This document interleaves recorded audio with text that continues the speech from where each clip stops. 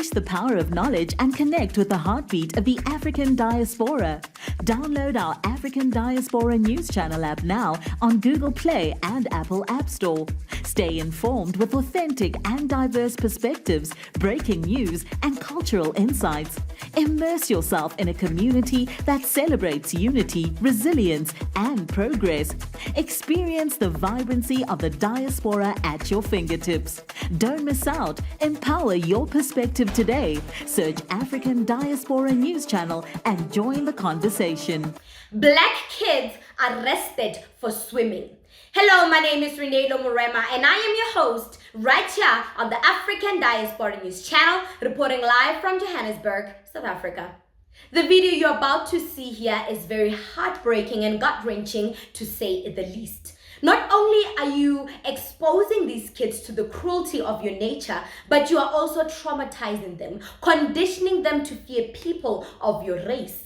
An Aussie man restrained Aboriginal children with cable ties for swimming in the pool. The man claimed that he found the kids swimming in the pool of a vacant property, where he had done some work for the owner as a tradesman. A crying 7-year-old boy and a 6-year-old girl were handcuffed and linked together in 104-degree heat until the police arrived. The poor kids were checked by medics and then returned to their families, while the self-proclaimed policeman was arrested. Well, look, I think anyone that saw that video would have found it confronting, would have found it disturbing.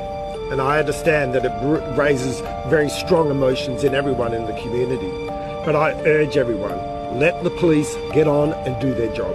Let the justice process take place. The man was charged with 3 counts of aggravated.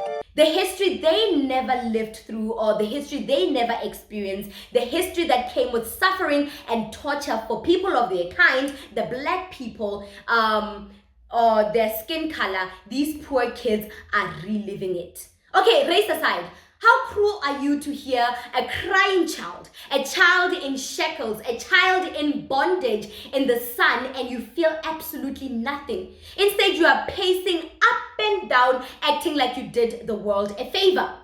A user on X said that we are missing the whole point. What if he was trying to teach them a lesson about going into people's properties? I say, what if they are friendly with their neighbors, who let them swim whenever, who gave them permission to even swim when they are not around? And thirdly, these are kids. All he could have done was shout at them or yell at them to get out of the pool. They would have gotten out. It is not rocket science, but no. All he saw was a bunch of animals invading people's property, a bunch of animals that needed to be put on a leash. Do your parents tie you up to teach you a lesson? And what point am I missing? Because the point I see is a bunch of scared little kids being tied up like animals and witnessing such inhuman treatment from this proud man. Only animals are treated this way.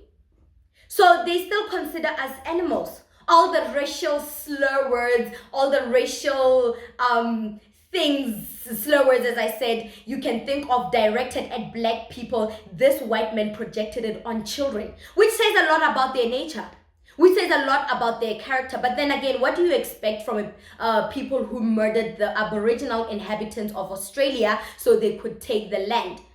They murder everyone they come across of just so they can steal from them. They will never treat the remaining Aboriginals with dignity because they need them to remain subservient out of fear of a well-deserved uprising. It is so ironic that he has trespassed on their land and yet he's worried about them trespassing in a pool. I swear this is part of their natural reflexes.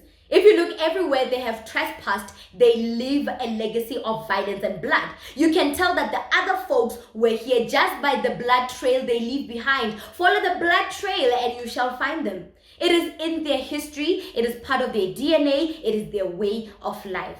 Another thing that bothers me about these folks is that they think they are an extension of the law. Like, on what grounds or authority did he have to arrest these kids? Who bestowed this honor upon him? The man was arrested and the medics came by to check up on these kids who would have died from heat exhaustion or blood constriction due to the cable ties gripping their veins. At 1:35 yesterday, police received a call from a person in a neighbouring property to an address in Cable Beach in Broome. who advised us that there were some children swimming in an unoccupied pool at an address in Cable Beach. About 10 minutes later, police received a call from a male person, who we'll say is the 45-year-old male person that's subsequently been charged, that he'd restrained 3 children for causing damage at that location in the backyard.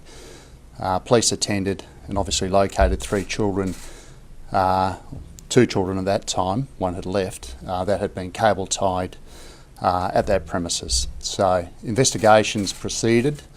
The 45-year-old man was taken into custody and taken to Broome Police Station, where investigations were undertaken. He was subsequently charged with 3 counts of aggravated common assault. Oh, man, I am angry. I think you can tell. I am so angry. They are just kids.